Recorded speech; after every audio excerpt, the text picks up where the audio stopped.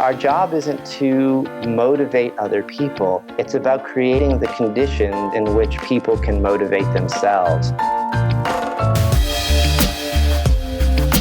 humanOS. Learn, master, achieve. Understanding the neuroscience and psychology of behavior is a little like a decoder ring that helps you identify all sorts of patterns that are present in your day-to-day world. On one hand, the subject can seem rather academic, but on the other hand, it's something that once you gain some knowledge, it gives you superhuman powers that let you game the system to reach your goals. It gives you more potential to attain the things that you value. Today's subject can literally benefit everyone who listens. The subject of today's talk is about the leading theory of motivation. It's called self-determination theory. The theory aims to understand motivation by looking at three core categories of human needs. Physical, which is things like thirst and hunger and sex. Psychological, which is the desire to be competent in anything, but particularly things that are important. Autonomy, which speaks to the notion that we like to have freedom to determine our own path. And social needs, which is the sense of belonging to a group, recognition from others, and even the sense of power in your own life. So the big buckets that self-determination theory groups motivation into are sources of controlled motivation and sources of autonomous motivation. So let's look at the two. Controlled motivations are things that try to ensure your compliance with things like rules. You get rewards if you do this well, or you get punishment if you don't. This bucket tries to leverage things like guilt and anxiety, and even things like pride and ego fulfillment to get you to do something. And it's not to say that these types of motivations aren't powerful, not at all. They do have a serious impact on being able to get you to do something or not. But these types of motivations tend to lead to more fragile adherence. On the other hand, autonomous motivation is when a person is compelled to do something because the activity takes on some personal importance, or it becomes a part of the person's belief system.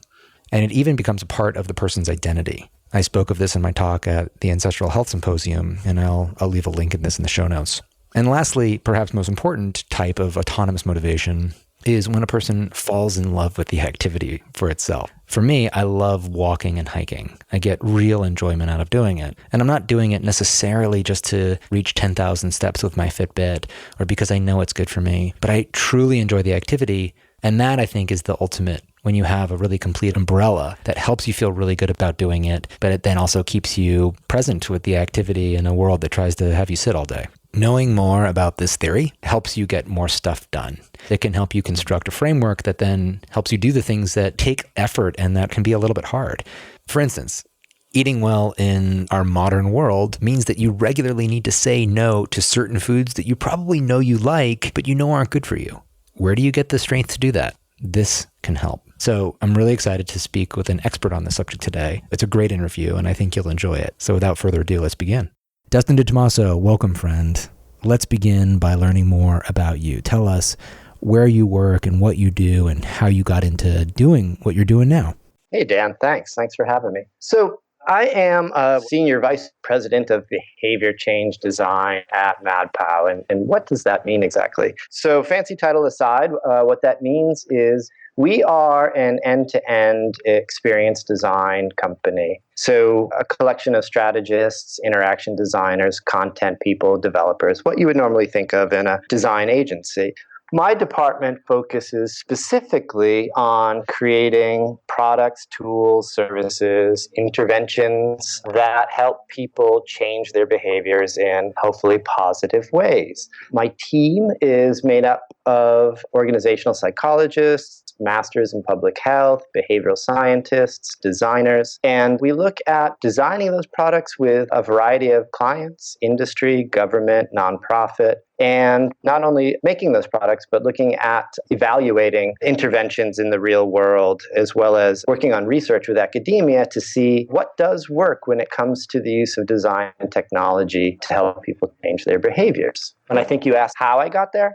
Please tell us about that as well. So a slightly circuitous route. I got my start in MIT startup, and we had worked on creating technology-based, immersive educational experiences. Again, more fancy words. but we did a lot of learning products for kids using the web, using installations in museums and kiosks. So using a mix of technologies to help kids either learn something that is classroom style education, but also more self-directed growth in arts and creativity, things that would be done in a museum area to help kids learn about culture and art and things like that. That idea of using design technology to affect behavior and to affect genuine behavior, so helping people execute on things that they want to, so getting people interested, having them be active, having them be engaged, and having them have positive experiences, is where I got my start. And then from there, I went to look at how can these kinds of principles and how can this idea of behavior change, motivation be applied to things like healthcare, financial services, and other kinds of industry. And we met through a mutual friend, Steph Biff, who is a behavior design expert and faculty at the D School, or the Design School at Stanford. And when I was heading to the Stanford Medicine Next conference, she said, you have to meet up with my friend Dustin. So before we actually met, I had a chance to hear you speak, and I have to say, I thought your presentation was really one of the best of the bunch. You were talking about the behavior model called self-determination theory. Afterwards, we connected and geeked on behavior and how to apply it to change health behavior specifically. And then you were kind enough to invite me to a conference that you had organized with Health 2.0 called HX Refactored. It was all about health design, and I'll put a link to my presentation in the show notes as well. I have to admit, I was super impressed by how a design firm who you don't always think of being subject matter experts, just how committed MadPow is to the field of health. I mean, you guys were throwing your own conference on the subject. So there's a little bit more about how you and I met. Let's get into self-determination theory. Tell us what it is, how we can better understand why we do what we do, and how we can even modify what we do by better understanding its principles. Yeah. So self-determination theory is a theory 40 years old on motivational psychology. It centers around the idea that motivation is an essence of our life. It's a real thing. It's an energy that directs and guides our behavior, and that there are different kinds or different qualities of motivation, and that those qualities matter. In a nutshell, very much when people talk about motivation, anyone, whether it's psychologists, whether it's every person on the street, we think about motivation as being an amount, right? You want people to have more motivation for the things that you're doing. And when you think about behavior design, you may think about bypassing motivation, or you may think about how do you increase that motivation. And that's one way, a unitary concept to think about it. But what self-determination theory does, and it is definitely the most empirically validated theory of human motivation to date, there are literally hundreds of researchers and thousands of studies that have been done over the past 40 years. And this idea of motivational quality has a great impact on the quality of our behavior and the amount of our behavior. And it says that there are two kinds. There are controlled motivations, so doing things outside of the self, things like trying to avoid punishment or trying to gain a reward.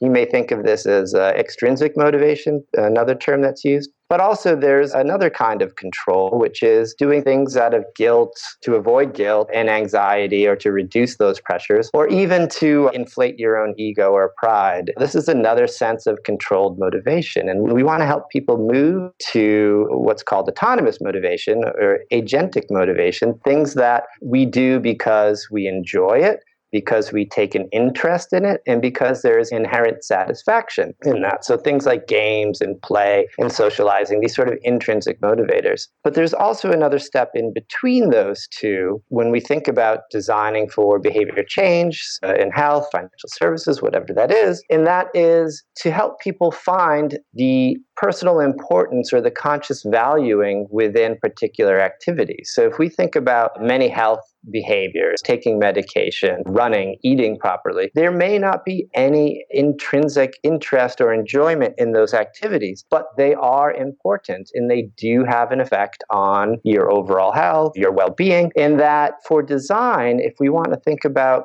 not using only controlled or external motivation and not being able to use that intrinsic motivation. We want to help people process external motivation into identified autonomous motivation, right? So that they value the behavior, they tie it to their sense of self, it becomes part of their whole value set. That's how you really get sustained long-term behavior, right?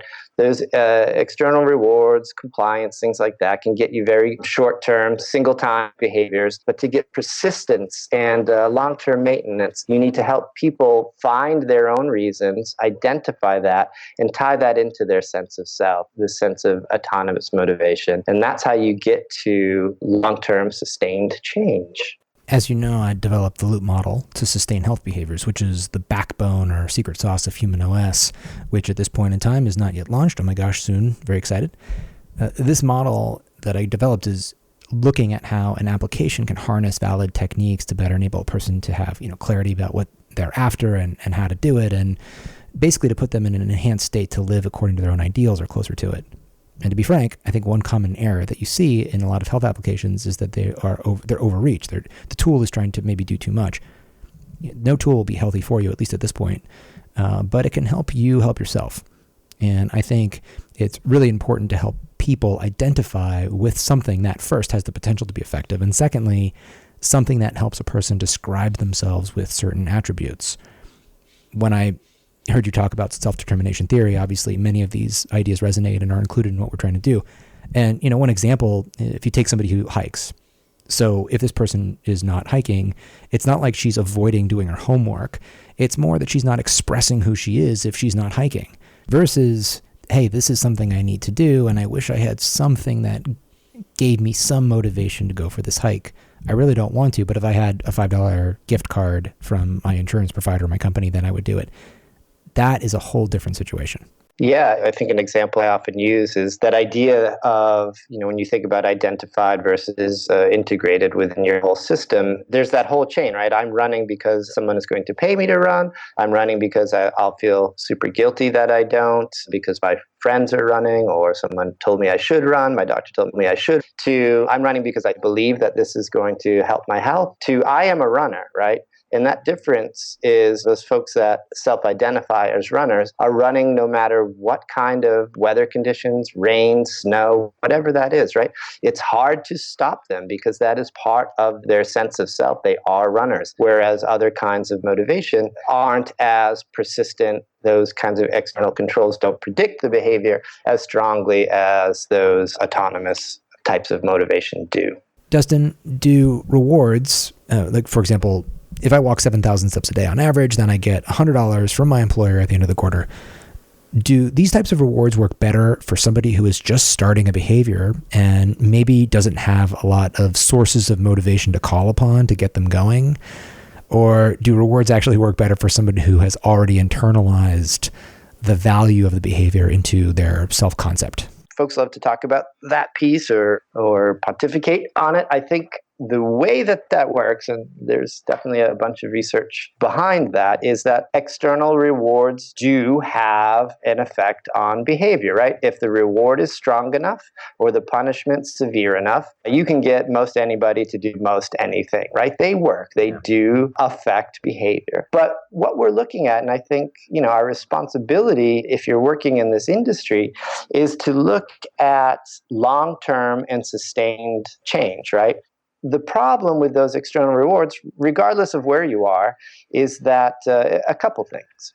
When you start to use rewards in that work group thing, people will strive for that reward, right? I'm going to do the step challenge, get my American Express bonus from my company, and then they drop off, right? We see it time and time again. Once I've gotten that reward, the behaviors cease, right? They decline and they cease. Number one. Number two, other things that happen in the behavioral economics model and the research there shows that once you get someone to do that for $100, if they do it again for $100 eventually starts to become less of a reward, right? The value goes down and it becomes less motivating to do the same thing, right? I now want 120. I now want 130. And we see that. So there's another problem. The third problem is that, again, when we label these external rewards as controlling, we mean that in the sense that you are doing things outside of the self, right? It doesn't feel authentic. And when you put people in situations or circumstances where their behaviors are controlled over the long period of time, not only does that stop working, but there are actually negative consequences. There are negative consequences on emotional health, on emotional well-being, on somatic symptoms, on physical health. There's actually measurable declines in overall well-being that occur when people are in these kinds of controlled motivations for long periods of time. So there's a host of reasons why they don't work in the long term, why they're negative in the long term. And then also we find, last point, that on either side, if someone is closer to that autonomous motivation or further, by using techniques, satisfying psychological needs is some kinds of techniques, which I can talk about if you like, that are beneficial regardless of someone's orientation, regardless they're orientated to external controls or if they've already found their own personal reasons. It still works better to not use those controls in the long term. Okay, let's talk about some of those techniques. I'm new to Instagram, and I've noticed that in my feed, there is a lot of fitness-oriented content that is served to me. A lot of it is people setting a personal record in the gym or showing off before and after pictures of a weight loss program. I worry about people who are mostly driven by some vanity measure, a personal record or how you look in and out of gym clothes. First of all, these sorts of things can distort the health behavior itself. And, we know that a lot of unhealthy things happen in the name of health. Second, what happens when you're not at your best? A little bit of self-loathing can prompt a health behavior because the person is sick of being out of shape, let's say. But on the other hand, it can make people hate themselves and even have a negative relationship with something that is good for them because of this self-loathing and its associations.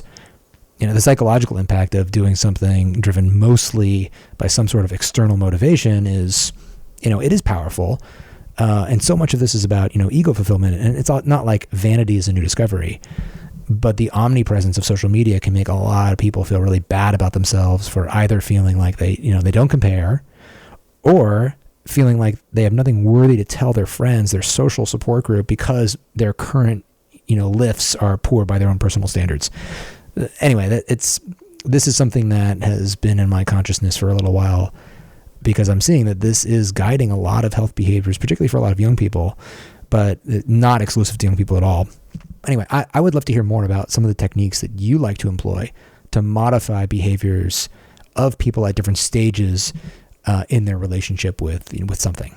I think that comment is also really relevant. And if you are talking about SDT, overall, it's a theory that is built on multiple mini-theories. And one of those mini-theories is something called goal contents, which, very similar to the motivation that I talked about, is that there are measured effects on behavior, on persistence, on predictability, and on a host of well-being measures that revolve around is the actual contents of what someone's goal is.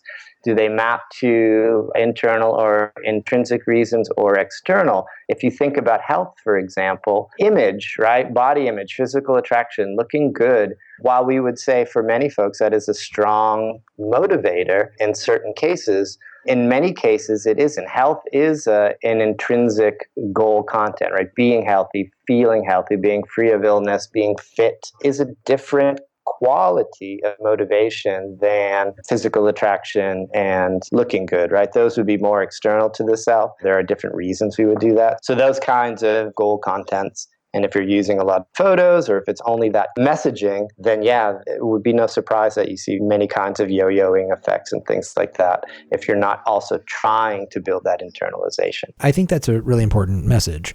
It's not that external motivations themselves are bad. It's just risky perhaps when there's an overemphasis or a disproportionate emphasis on them to guide what a person does. I encourage people to get into their body when they train. Do you have enough self-awareness to give your body what it needs at the right time? Health is a marathon, not a sprint. And this is something I worry about for a lot of former athletes, for instance. Many of us grew up playing sports, and if those sports were competitive, you were trained to go hard all the time. On one hand, that mentality of being able to dig deep, grit, if you will, is good to develop. A negative consequence of this, though, is that many have to relearn that being physically active is this lifelong mission, and the best way to encourage that kind of required consistency is for the person to develop an absolute love for that activity. And it's harder to love something when you don't really trust yourself to hold back when it's best for your body and to give yourself what you need. How can I nurture this positive feeling of being active or, doing anything healthy, really? And ultimately, it means having a more mature, dynamic, autonomous relationship with how you guide the activities you do and how hard you go. Yeah, that all makes tons of sense. I'm with you on all that, totally. Two things. One, I would say overarching, and I think this even ties into what you just said, is when we think about motivating others, right? It's not so much that our own framing and whatever techniques that we're using, our job isn't to motivate other people. It's about creating the conditions in which people can motivate themselves. I think that's a really important way to think about what anyone who's in the position of trying to help other people do things or trying to get other people to do things, if you even want to say it that way. So that idea of creating the conditions in which people can motivate themselves. Within an SDT context, when we talk about motivation and energy and internal autonomous motivation, we say that the things that afford that internalization, that help people to act in an authentic way, revolve around a few key psychological needs that we all have. And those are the need for autonomy, or feeling like you are in control of your own behaviors. We talked about that earlier. The idea of competence, which is feeling personal growth or mastery over your environment and the things you do, and a feeling of relatedness, which is feeling cared for and caring for other people within our social context. These needs, when we fulfill them, we thrive, we act in an autonomous manner, our energy, our vitality is high, and when these things are thwarted or not met, we see a lot of maladaptive behaviors in well-being and psychological well-being and things like that. So when we think about supporting these needs or creating the conditions that can support autonomy, that can support competence, that can support relatedness, you can start to see how you may apply those in, say, design context or intervention context. And really, I'll go briefly, feel free to stop me or to dive in, but if you think about supporting autonomy, that's all about taking that other person's perspective, trying to get into the shoes of your client, your user, whoever you are in service of, if I may say it that way. So getting into their shoes, understanding their contexts, their reasons for behaving or not behaving, providing choice, encouraging them to follow through on their own interests and providing options. If you're losing weight, if that's a goal, would you want to do that through physical activity, through diet, through a band, whatever that may be? Where do you want to start, if at all, right? What are those options for you that you might be interested in? Taking their perspectives, feelings, agenda into that as well. Thinking about that competence, providing structure or support for them to feel the maximum sense of mastery. So setting realistic goals and expectations so that these things are reachable and you're not frustrating people by setting them up to fail from the beginning, but also not failing, creating this sense of optimal challenge, right? So that things aren't too easy where you get bored and your level of motivation or engagement drops out, and not too hard where you get frustrated and drop out. So very delicate balance of optimal challenge. How do we do this? Well, we can do this through feedback, through understanding where somebody is and providing relevant informational feedback on their goals, on their progress, doing that in a non-judgmental manner. So just being very informative about where you are, where your goals are, and how you might get to those goals, how you may overcome barriers, helping overcome those barriers, building skills and training to help people reach their goals, and doing this in a way that supports the sense of relatedness, right? That has empathy and even compassion for the other person, whether that's through software, whether that's through one-on-one, whether that's through social marketing messaging, whatever this is,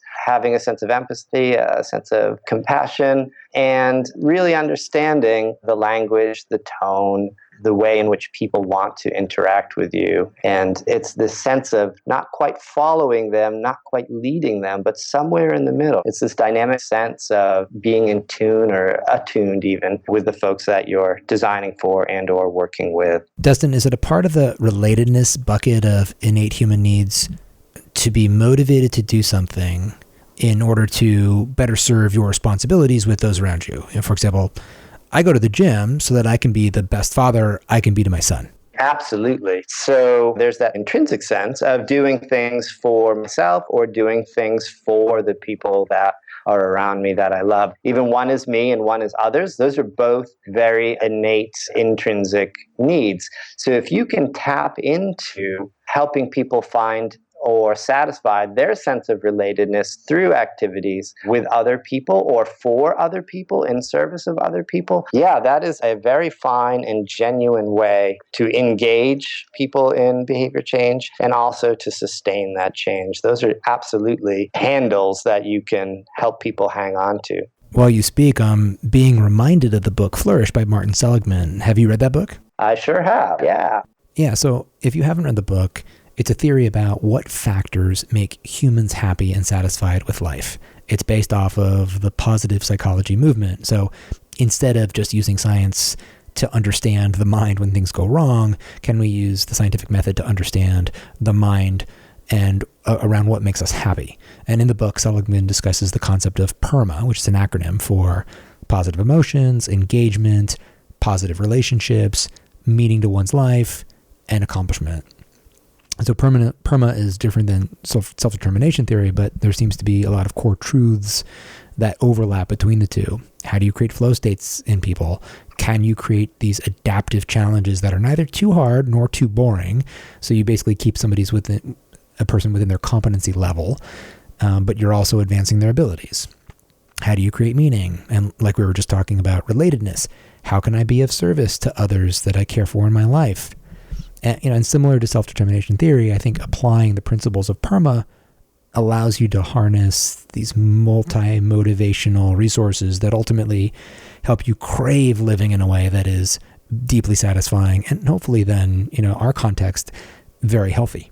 Yeah, that tying into your values, which is right there in that sense of integrated motivation. There's absolutely a lot of overlap between the positive psychology movement and STT in the motivational psychology sense. And researchers like Seligman, like Csikszentmihalyi and others, Richard Ryan, the founder of STT, he's actually at the Positive Psychology Center in Australia now. There is a ton of overlap in those goals of how can we help individuals, groups, populations live satisfying, psychologically well-being lives. What does it mean and what are the things we need to do to afford that is an agenda for both those groups. So there's a lot of overlap there. Yeah, if you're applying self-determination theory to your own health practice and are aware of the principles of PERMA and actively trying to, use those principles to shape how you live and what gets priority status in your world, it's a pretty nice formula to understand where you can put your time and effort to generate satisfaction, and a set of tools and even aspirations, that help you generate the energy, the motivation to find and stay on a good path. I do what I do largely based on a lot of the ideas that we're discussing. I see my work with humanOS as a way to be of service to others, to make a contribution, to help people I will probably never meet in ways I will never know. I derive a great deal of satisfaction and motivation from my work. And, I know that a certain understanding of self-determination theory and PERMA has helped me to get to this place where there's plenty of fuel in the tank for what I do. And quite honestly, it's a really challenging job. My problem is not lamenting that there's lots of work to be done. My problem is overworking. And I don't say that as some sort of humble brag, but it's true. I'm so motivated to be of service to this mission of helping folks. I sometimes need to recognize that the best thing for me to do is to step away for a bit and just go do other things. It's a nice problem to have, but it's a real problem if I let it get out of hand. But I think that all of this speaks to the power of these tools to really add fuel to your life. Yeah, I would say you are at a very high rate of having those needs met through what you're doing. Sounds that way to me, for sure. Well, Dustin, I feel like I typically do when we speak, which is there's so much more I'd like to discuss, but we'll have to save more for another time. I want to thank you for taking a chunk out of your busy day to chat with me and discuss self-determination theory. I know our listeners will better understand this model that really applies to anything we want to achieve in our lives.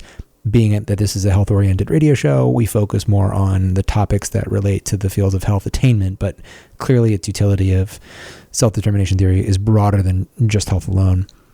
A while back I came up with this short phrase saying that health is 1 part effective paradigm and 2 parts effective behavioral integration of that paradigm. It's just not simply enough to know what to do in order to be healthy. You definitely benefit when you understand the factors that shape our behavior and how to harness that knowledge in order to get to where you really want to be. So educating us on this is highly valuable. And thank you so much for coming onto the show. Yeah, thanks so much. Thank you for having me. It was a blast. Thanks for listening, and come visit us soon at humanOS.me.